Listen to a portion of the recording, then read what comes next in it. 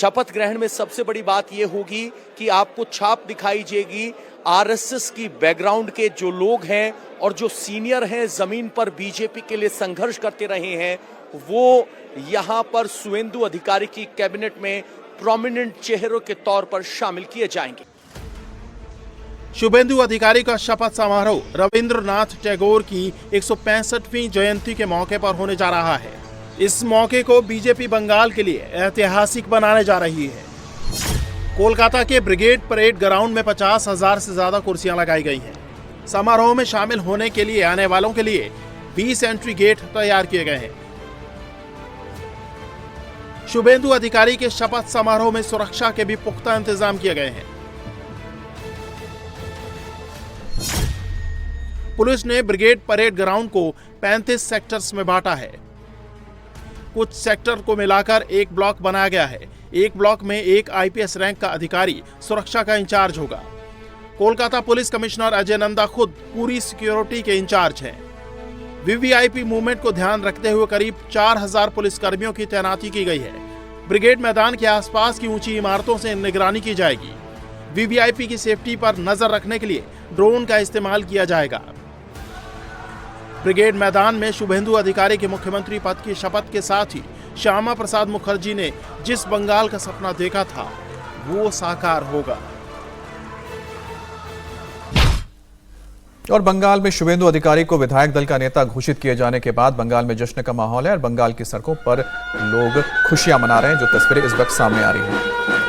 तो बंगाल की जश्न की तस्वीर आपको दिखा रहे हैं। कल जैसे ही शुभेंदु अधिकारी को विधायक दल का नेता चुना गया और इस बात का ऐलान किया गया कि पश्चिम बंगाल की कमान अब शुभेंदु अधिकारी के हाथ में है, क्योंकि बीते 10 साल से जिस लेवल पर ग्राउंड जीरो पर शुभेंदु अधिकारी ने काम किया है, उसको लेकर के उनकी मजबूत पकड़ और जिस तरीके के उनके काम रहे हैं और जितने एक्टिव हो रहे हैं इस दौरान, तो जो जनता है वो भी काफ़ी ज़्यादा खुश है। बीजेपी विधायक प्रदीप ने कहा है कि शुभेंदु अधिकारी मिट्टी से जुड़े नेता हैं और उसी का नतीजा था कि उन्होंने ममता बनर्जी को 2 बार हराया। जो नंदीग्राम में भी हराया, भवानीपुर में भी हराया। जो हमारे घर में आई थी तब उसको मारे थे, जब उनके घर में गए घर में घुस के मार के आए हैं। यही भारतीय जनता पार्टी की शुभेंदु अधिकारी है। इसीलिए हर घर घर नारा है, हमारे शुभेंदु अधिकारी मेरा नेता है। मिट्टी से जुड़े हुए नेता है, छोटे से बड़े सबको वो प्यार करते हैं, रेस्पेक्ट करते हैं। उनका सबसे बड़ा खासियत है, बंगाल में भारतीय जनता पार्टी का ऐसा कोई कार्यकर्ता नहीं है जिनका फोन नहीं पकड़ते हैं, ऐसा कभी नहीं होता है। आने वाले 50 साल में भाजपा को कोई बंगाल से हटा नहीं पाएगा। और विधाननगर से बीजेपी विधायक शरदत्त मुखर्जी ने भी बंगाल की सत्ता संभालने के लिए शेर आया है ये कहा, और अब जो वो बोलेंगे हम वही करेंगे।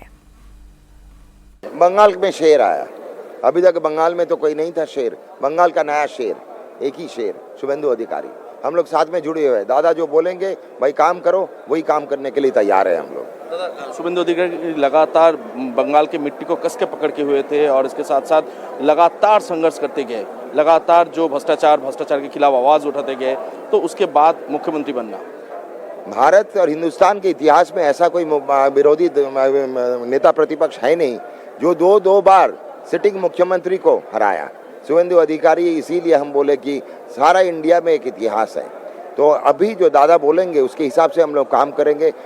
मुद्दे तो है ही कम, ऐसा नहीं है, मुद्दे इतना जा रहा है कि हम लोग का बहुत काम करना पड़ेगा। और दादा के हिसाब से जो बोले हैं कि बातें कम और जो काम करना है वही ज़्यादा करो, तो उसके लिए हम लोग तैयार हैं। एक एग्जाम्पल रखे हैं सबके सामने